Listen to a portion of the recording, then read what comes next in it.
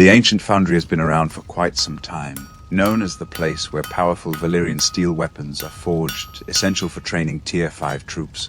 But now something has changed. Legendary weapons can also be forged here, bringing a whole new layer of power and unpredictability. These weapons don't just look impressive, they can grant multiple powerful boosts that can improve your gameplay.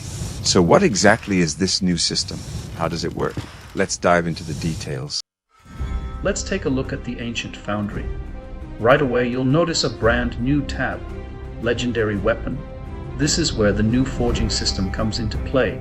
In this overview we can see 3 different weapon types available to forge: a dagger, a sword, and an axe, each presented as separate options.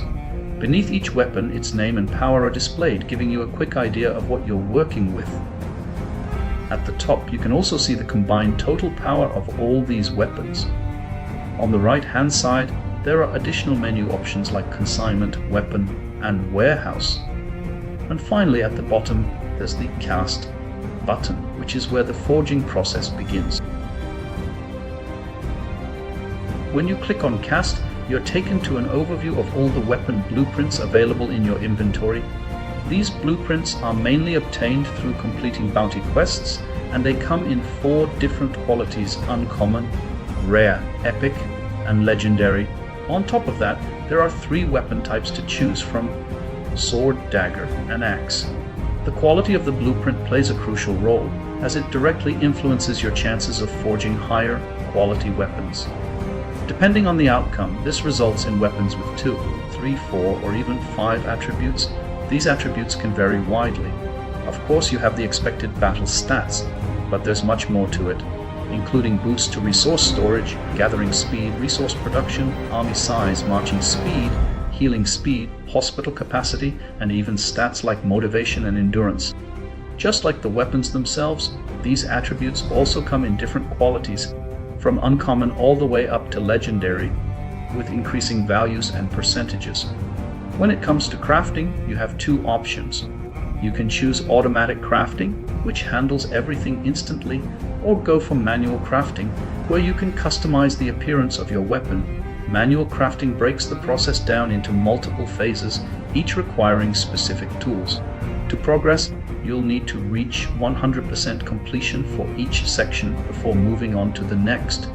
And if you're not satisfied with how a part looks, you can always step back and redo that section until you get the design you want.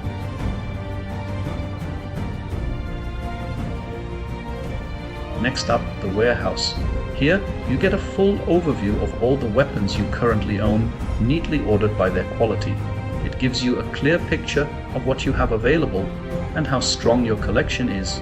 Your warehouse starts with a maximum capacity of 50 weapons, and you can expand this by 5 additional slots for 100 black diamonds.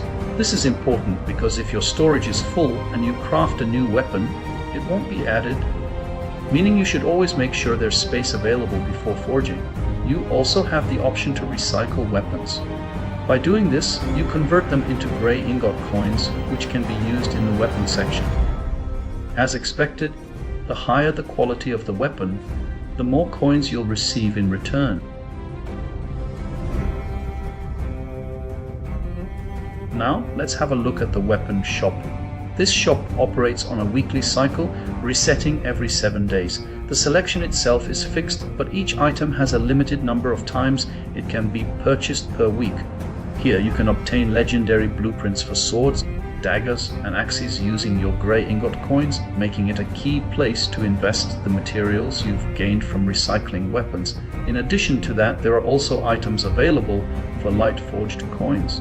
These can be obtained through the regular Black Diamonds shop on certain days of the week, or by selling weapons to other players through the new in-game trading system, which will be visited next. Next, let's take a look at the consignment. This trading feature is divided into 2 main sections, purchasing and selling. In the purchasing section, you can browse weapons listed by other players. Each weapon is displayed alongside its cost in the aforementioned light forged coins, allowing you to quickly evaluate your options. If needed, you can refine your search using filters such as weapon name or buyer ID, making it easier to find specific items. The selling section requires a bit more preparation. To list weapons for sale, you must first activate a monthly trading card, which costs 100 black diamonds. Because of this, it is recommended to gather multiple weapons in advance, ensuring you make the most efficient use of the card once activated. As this trading system is still relatively new, an additional layer of security has been implemented. Access to trade features is protected by a password, which must be entered before proceeding. If you need to update this password, you can do so via the option located at the top of the interface. Next to this, you will also find the records section, which keeps track of all your purchases and sales, allowing you to monitor your activity and manage your trading history effectively.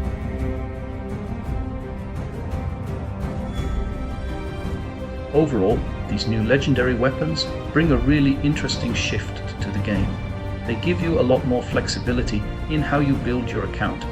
It's no longer just about increasing raw power, but also about choosing the right combination of weapons, whether that's for your army, your economy, or specific gameplay strategies. At the same time, this system feels like it's just the beginning.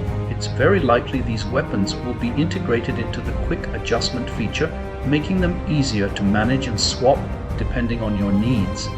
And looking forward, it wouldn't be surprising to see further updates around this, like improvements to the monthly card to support trading or more ways to earn the required coins through events and rewards. All in all, this adds a lot of depth and opens up new possibilities, and it'll be interesting to see how it evolves from here.